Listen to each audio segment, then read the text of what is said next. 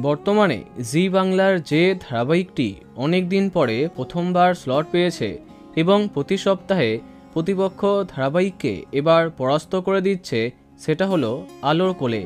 প্রসেনজিৎ চট্টোপাধ্যায়ের প্রোডাকশনের অধীনে গড়ে ওঠা এই ধারাবাহিকের গল্প প্রথম থেকে একটু অন্যরকম লেগেছে দর্শকের। এখানে দুজন নায়িকাকে দেখা যাচ্ছে, আলো এবং রাধা। এই দুই চরিত্রে আছেন স্বীকৃতি মজুমদার এবং সমু সরকার। কিন্তু আলো চরিত্রটা একটু কম প্রয়োজনীয় গল্পে, এমনটাই অনেকের মত। কারণ ধারাবাহিকের নায়িকা আলো, তবে তার করবার কিছু নেই, তা সবাইকে দেখানোর কিছু নেই।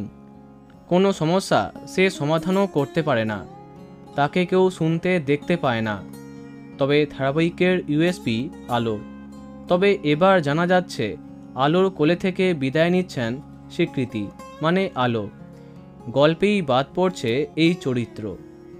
কারণ যে রাধামোহন ধারাবাহিকের রিমেক এই আলোর কোলে, সেখানেও নাকি কদিন পরে আর দেখা যায়নি আলোকে।